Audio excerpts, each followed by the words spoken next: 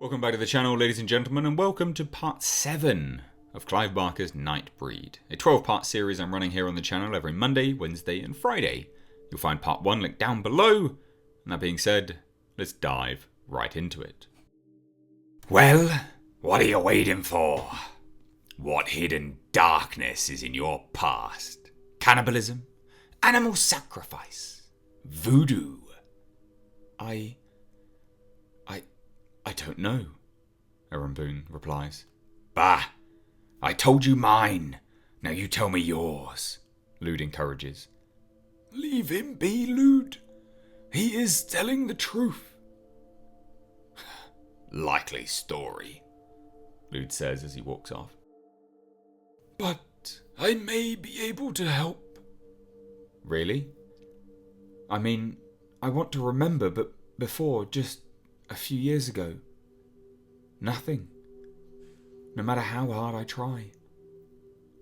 I can sense your desperation to know from whence you came.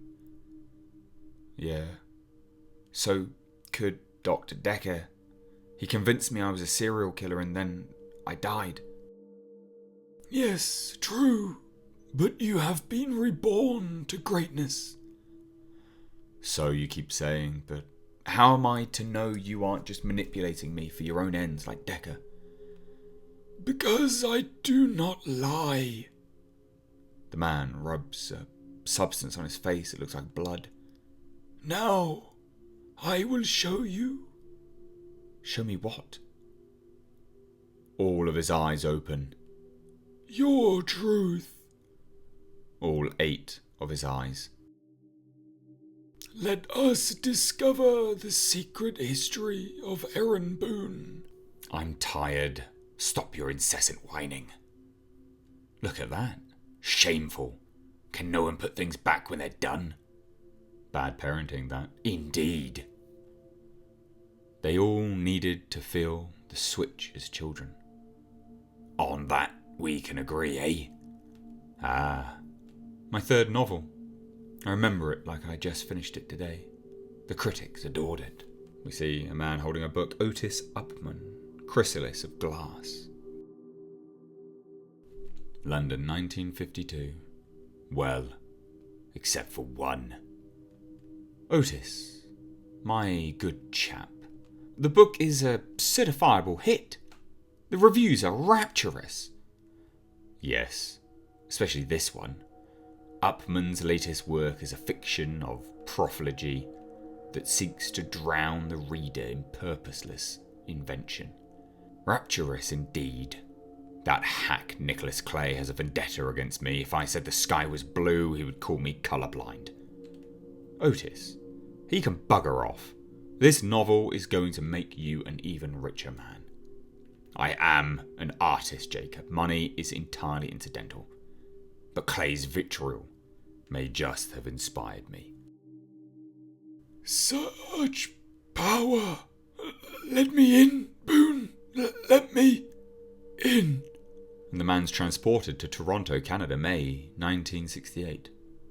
Lucky lady you have, mister. I'm the lucky one to have her put up with me.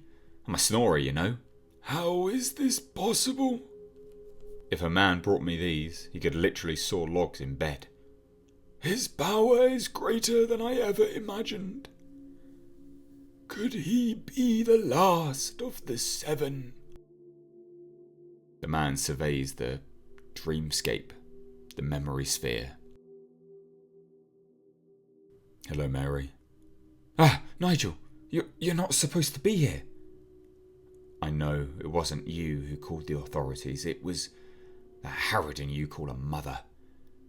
Nigel, please. You don't want to get in any more trouble. Trouble? For declaring my undying love to you? I know you want me to, but your mother has brainwashed you against me. No, that's not... He slaps her across the face. But I forgive you. Mary? Mary, you're late. She doesn't reply. Mary? Mother... Nigel, he... She walks in, blood covered. Brutally attacked and raped young Mary Boone. This, after he was ordered to cease contact with her. Nigel Weatherly is a dangerous man, and he will not stop unless we stop him. I agree that Mr. Weatherly is a menace of the foulest kind, but the science points to his insanity. Since he is an ill man, I have no choice but to remand him to the custody of the Mary of the Angels Sanitarium till he is cured or dies, whichever first. He walks off in chains. Monster. And later, some time later, Mary is at a toilet.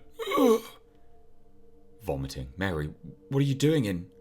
Blessed Jesus, no. Mother, that demon impregnated you. He cannot leave us alone, even when imprisoned. But we will get the better of him. I know a doctor who can help with this. No. I beg your pardon? I will not punish this innocent for his father's crimes. I cannot. And later we see Mary giving birth. Well done. It's a boy. A boy. Let me see him. She cuddles up to her son. He's beautiful. Have a name yet? The nurse says. Mary looks upon her son. I will call him Aaron. Do you want to hold him? Her mother said, no good shall come from that thing's birth. That thing is your grandson. How can you be so heartless? How can you be so stupid, girl? You now have a reminder of your shame suckling at your tit. You might love that beast, but I will have none of it. I will not have it under my roof. Either give it away or you are no longer welcome in my home. We see Mary renting a house. Welcome home, Aaron. It looks like it's you and me against the world. And we're back to London, 1965. But David, there's a story here, just hear me out. If it will stop your incessant buzzing in my ear, fine, you've got 2 minutes. It's been 10 years since the publication of The Critic. It was the most lauded book of its day, and it savaged the critic, Nicholas Clay. It is remembered as Otis Upman's masterpiece, but then nothing from either Clay or Upman. They simply vanished. I want to find them. And you think people are interested in two pretentious poofters who have been gone for a decade? The man smiles. Abso-fucking-lutely. Alright, go with it. But if you don't have anything by next week, it's dead. Understood? Yes! You won't be disappointed, David, I promise you that. You can't be serious. I don't joke. There's a shock. Pardon me? I said there's a lot of work ahead of me. Remember, no food, no liquid, and no smoking in the documents room. We close at 5 sharp.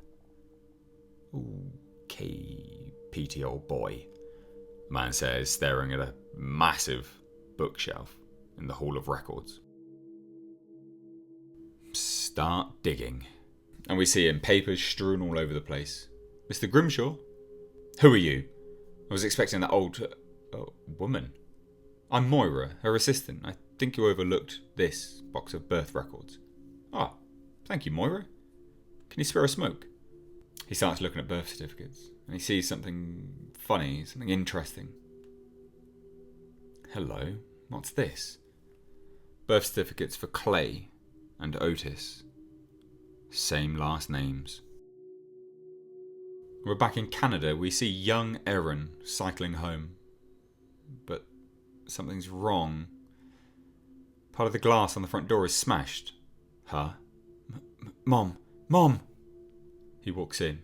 That man's there again. That evil, evil man. Erin runs up, just as he's strangling her.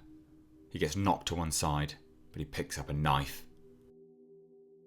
And he stabs him in the head. He's dead. His father.